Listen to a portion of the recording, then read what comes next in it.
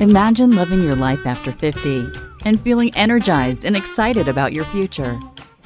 Welcome to the Women in the Middle podcast, the podcast for women who are ready to figure out what they want and create the life they deserve.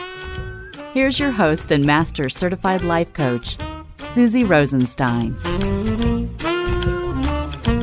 Hey there, today's episode is all about 5 ways to learn to trust yourself to get unstuck without certainty. Let's go. Welcome back to the podcast Women in the Middle. I'm your host, Susie Rosenstein, your master certified coach and midlife mentor, and I am so glad to be here with you again for this week's episode, which is about coaching you on 5 ways to learn to trust yourself and get unstuck without certainty. This is super important, especially in midlife, and you know what? In all parts of your life. Today, you'll be putting some more tools in your invisible mindfulness tool belt. Mine is pink. I don't know about yours. I actually have a pink tool belt, believe it or not. Now, this episode is for you if you're ready to get unstuck and move forward already. But just quick, before we dive into that, I have another free gift for you. It's perfect for you when you think you might need a change or you're curious about feeling stuck, but you're just not sure what to do or where to go next to make things happen in your life. It's super helpful because you will discover the top 12 obvious signs that you're ready for an exciting change in midlife. You'll learn why you're not doing what you really want to do. You'll understand why it's important to think about what you want and make that exciting change. And you will also learn how to make sure that you take the next steps to regret-proof your life. So many of us feel stuck and confused, but don't know if making a change is the answer or not. The first step is understanding what's going on and why you're feeling the way you do. No one should waste their valuable time on this planet feeling afraid and having regrets. This free guide is called the 12 Obvious Signs You're Ready for an Exciting Change in Midlife, and it's waiting for you at www.susierosenstein.com/12 signs, the number 12. You can download it there. Enjoy. Okay, now let's dive in. We are talking about 5 ways to learn to trust yourself to get unstuck without certainty.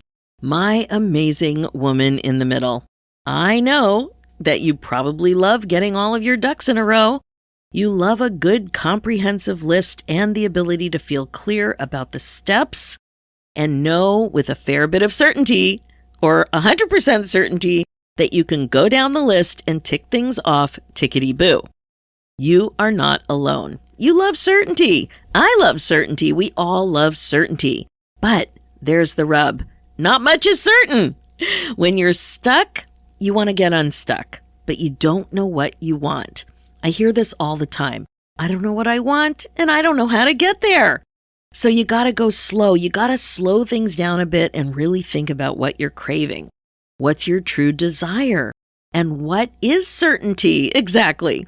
Well, here's the definition: the quality of being reliably true. The quality of being reliably true. I am sure you would agree. You've experienced things you thought were certain and weren't. I sure have. One of the more shocking examples is when there's a freak accident and someone dies. That's been really shocking for me. I'll never forget being at work and getting the message that one of my colleagues was in a terrible crash on her way to work that morning and didn't survive. Things as simple and straightforward as driving to work can't always be certain or reliable. I also remember when there's a really slippery part of my drive when I used to commute to my job. And I was, it was bad weather and I slid. Somebody slid into me and then I slid into somebody else. And it was like a really big thing. That wasn't certain that morning. Or maybe you had a dream job that went south. I heard about that recently from a potential client. Or a friendship that surprised you in a negative way. Or a marriage that ended. Or even all the weird stuff during COVID that we thought of as certain, like kids going to school. Those kinds of things, they just were no longer certain. I think you get my point. I'm sure you have your own examples. And then think about what is getting in the way. Well, fear is typically the problem, and that's what we're going to talk about today. Fear of making mistakes, fear of failure, fear of trying something new, fear of judgment, fear all over the place. I have a feeling you are quite familiar with fear. Personally, I was shocked at how fear kept me stuck for 5 years. Between 45 and 50, that's 260 weeks of my life. I've done several episodes exploring this fun emotion, so please check out the show notes for more information about those episodes if you would like to listen.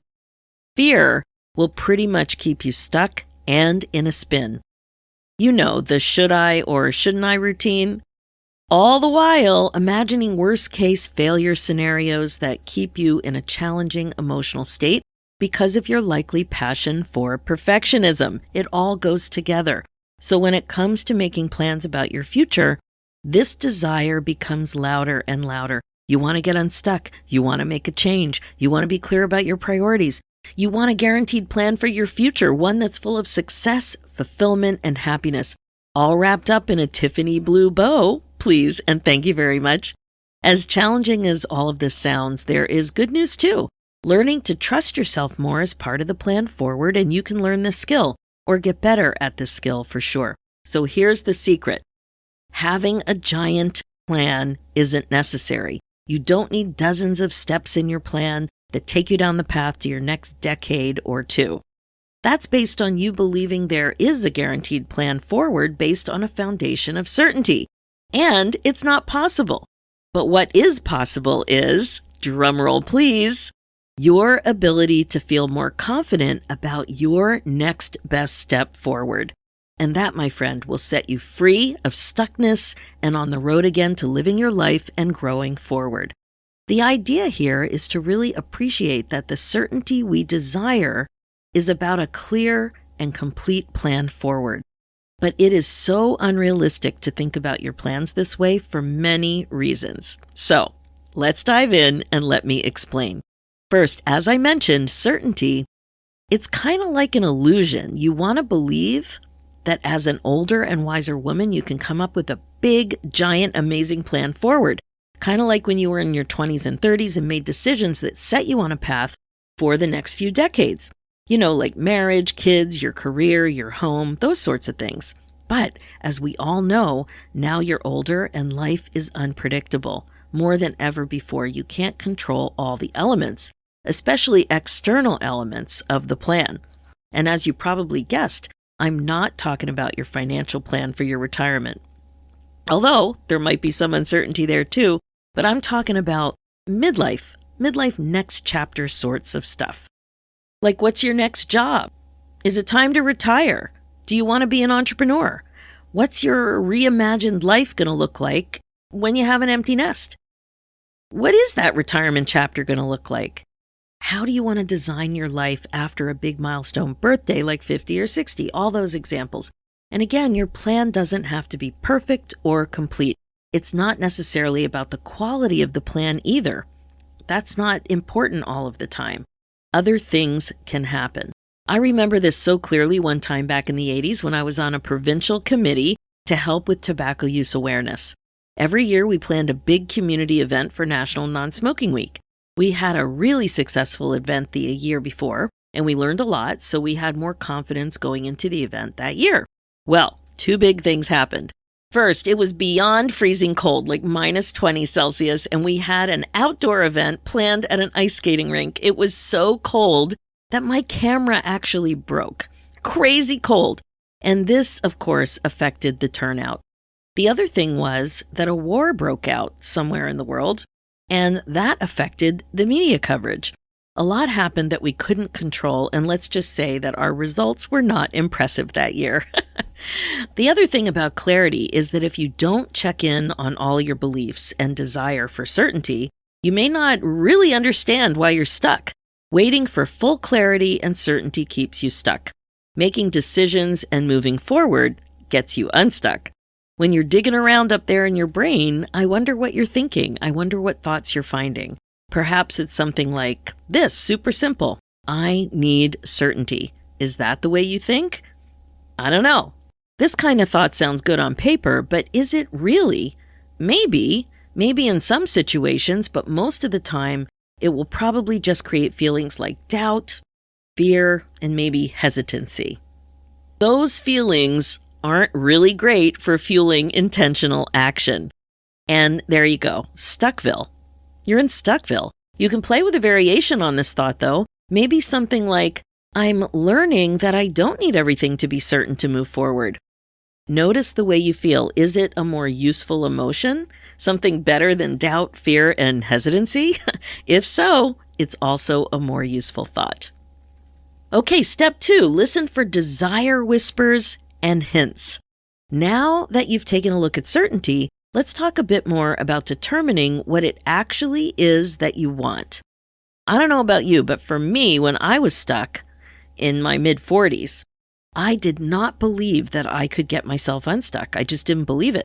I really believed that my smart friends had a better sense of what I really wanted and what I should do. It was kind of like the answer was outside of myself, outside of my own personal knowing. Now, don't get me wrong, you probably have people in your life who love you and know you quite well.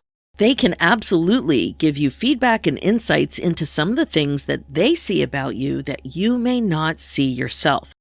But if you don't have the belief that you can trust yourself to know what your heart wants, you're missing out on some important gold because it's the real you. The goal here is to listen for desire whispers and hints. What is a desire whisper, you might be thinking?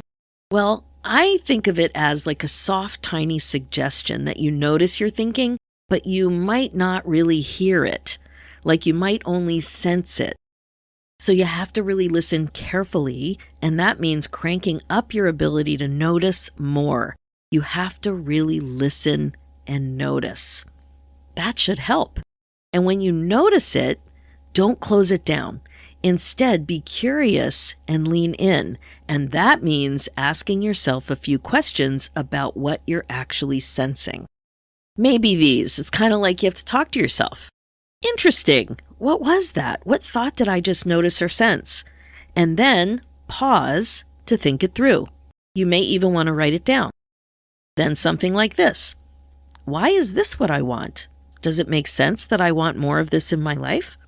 Is there another time in my life that I had some of this or was happy doing this? What would it be like to have more of this in my next chapter? Do I know anyone else who has this? What do I think about that?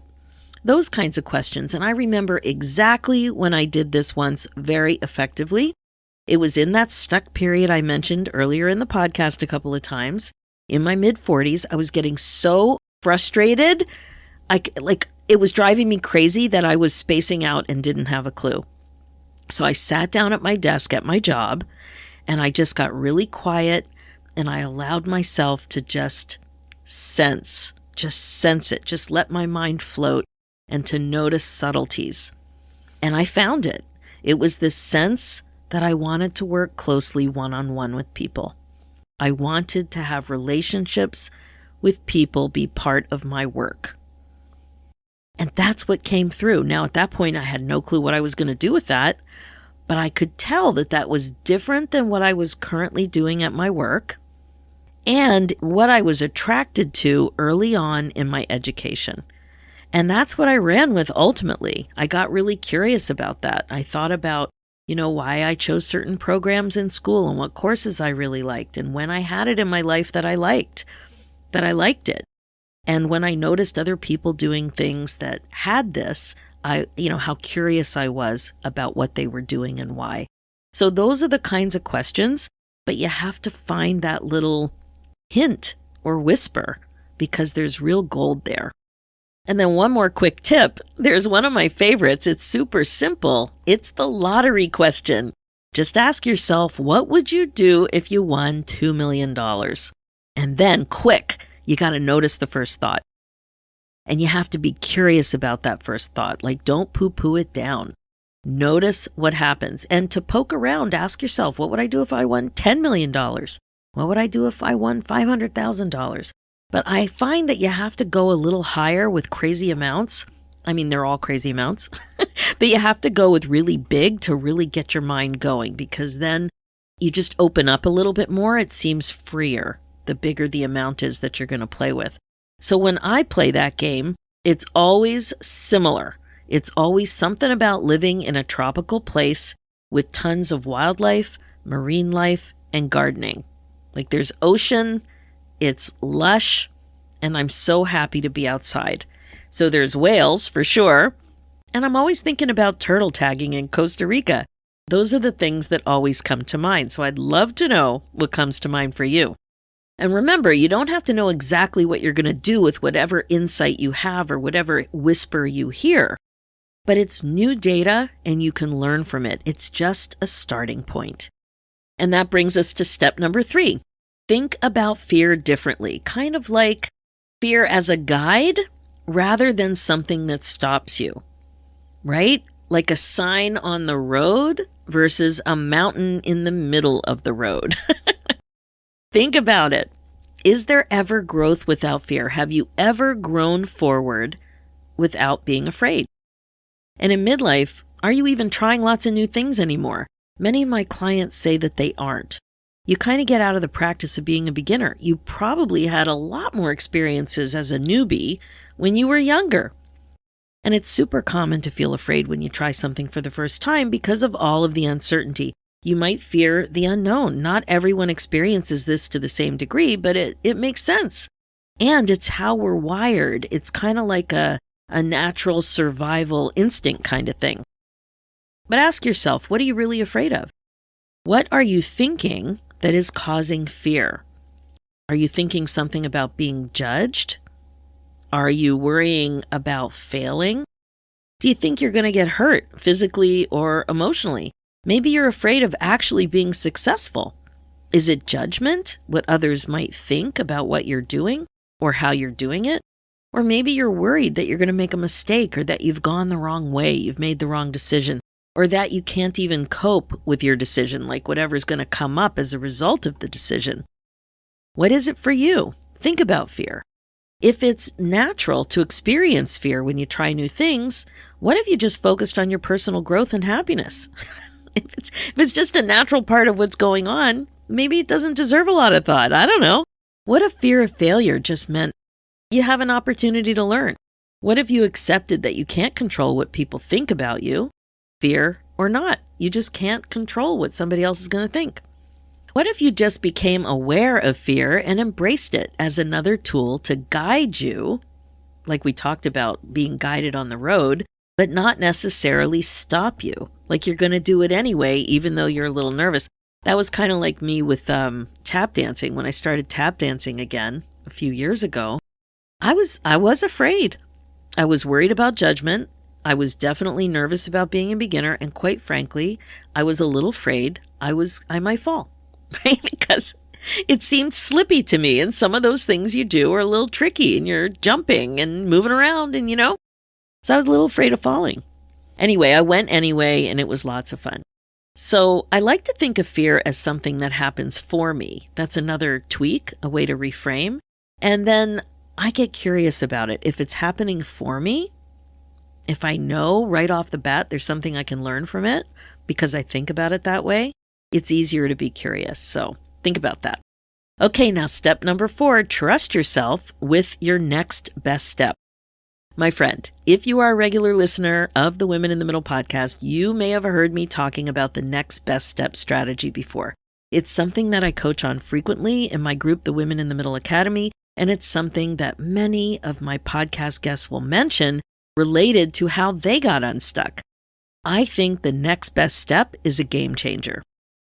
The idea is that doing one thing is the next best step, and you get to determine what that one thing is. It actually doesn't matter because the way you take this next best step is the same way you continue to make progress. It's more important to do one small thing than nothing. Also, the next best step can actually be part of your discovery plan. The reason is not just that you're going to learn stuff about what you're doing, but my amazing friend, you will also learn something about yourself.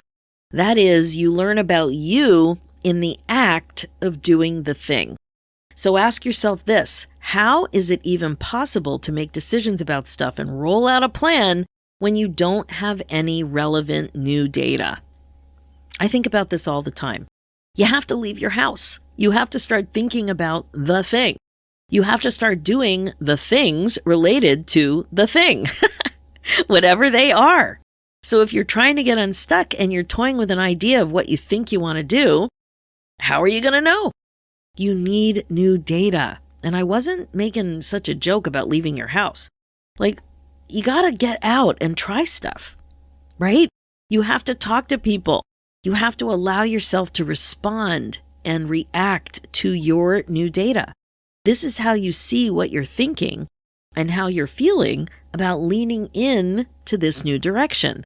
This phase is greatly enhanced by you embracing being a beginner and being uncomfortable. It's all okay. All of the cool kids are doing this. This is what's happening. So then when you get out there, out of your house, even if you just tell one person what your idea is, then you can assess, interpret, and take the next best step. So I don't mean just leaving your house.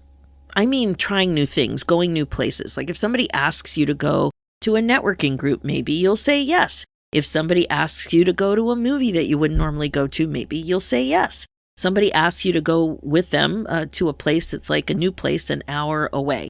You say yes. So you just start to say yes to more things. And you can also think about things that may help you get more information about what it is you want to do and expose yourself to more of these opportunities to assess how you're feeling and what you're thinking when you're in these situations. You are assessing, interpreting, and taking the next best step, and you're going to get suggestions. You are going to have new ideas. It's going to happen.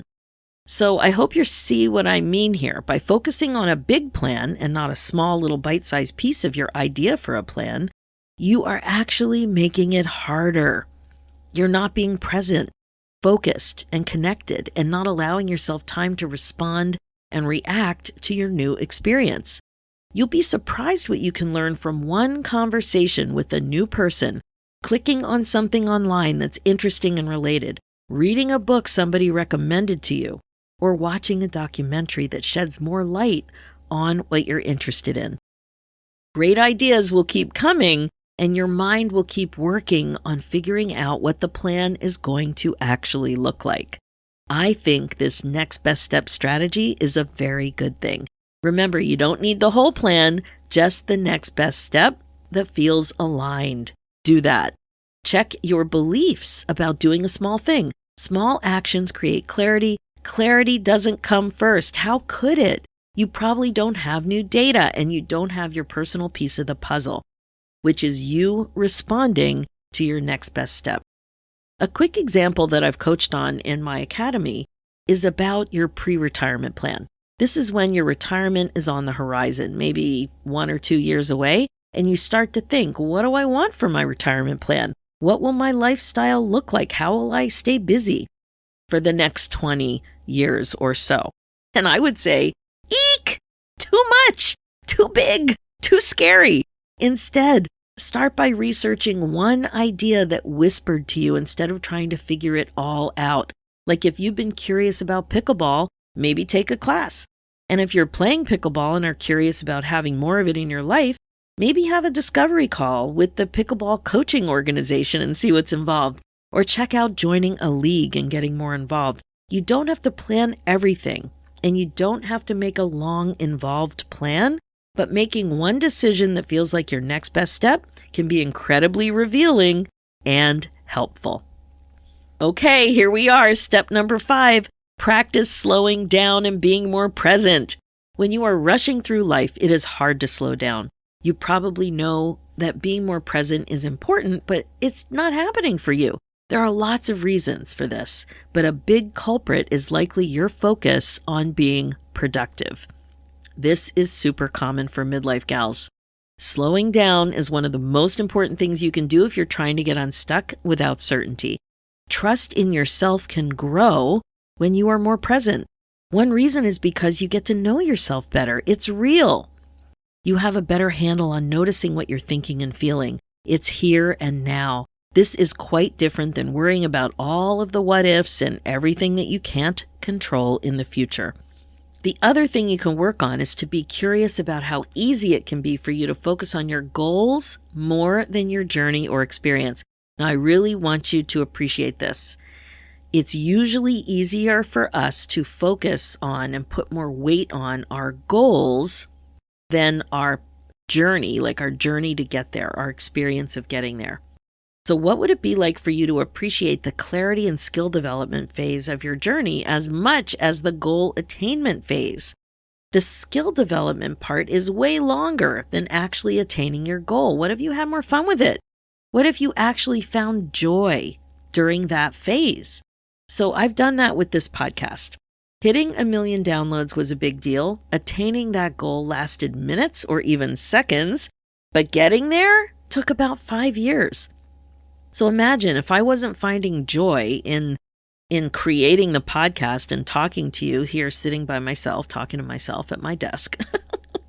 If I didn't find joy in thinking about topics and interviewing people and, sitting here and actually having the commitment and persistence, the discipline to do this. And at the time of this recording, this is episode 398, right? I've been at this for 7.5 years. If I didn't appreciate and enjoy that part of it, it would have been a drag because hitting the goal was so fleeting. Do you follow? The skill development part is way longer than actually attaining your goal. I also remember appreciating this with needlepoint projects.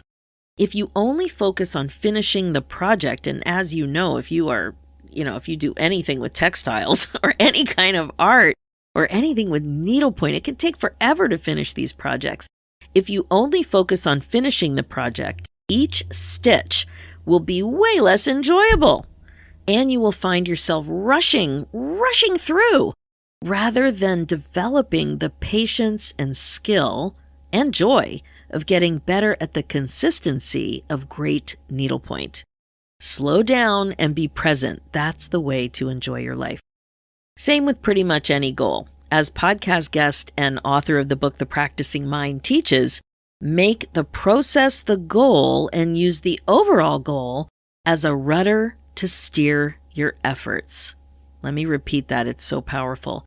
Make the process the goal and use the overall goal as a rudder to steer your efforts.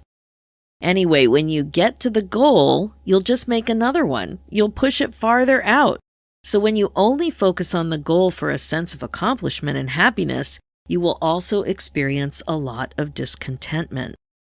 One of the things I do in my academy is teach mindful doodling as a way to cultivate present moment awareness and present moment functioning.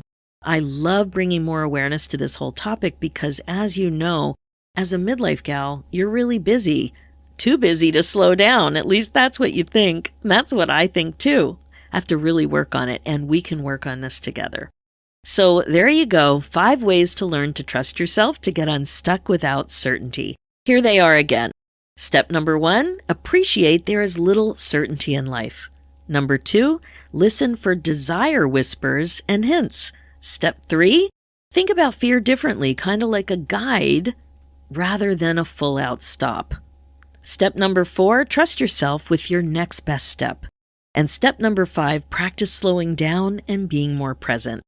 Trusting yourself, getting better at making decisions, and getting better at making plans for your next chapter.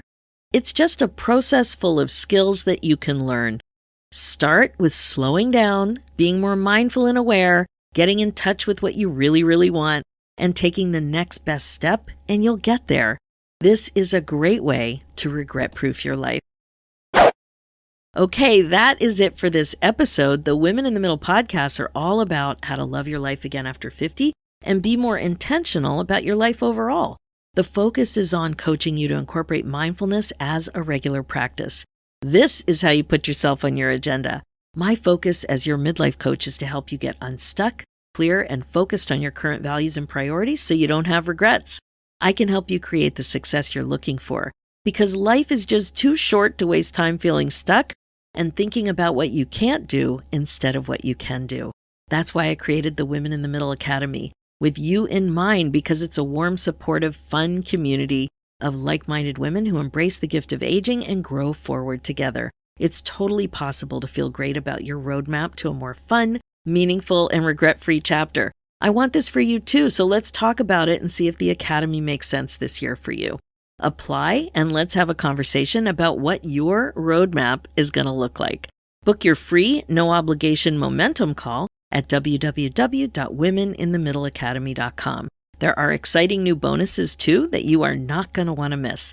And finally, for show notes and links, head over to www.susierosenstein.com and click the podcast tab and look for episode 398. You'll also see links there for my new show, Women in the Middle Entrepreneurs, and I bet you'll like that too. Thanks so much for listening. It's time for you to put yourself first, one thought at a time.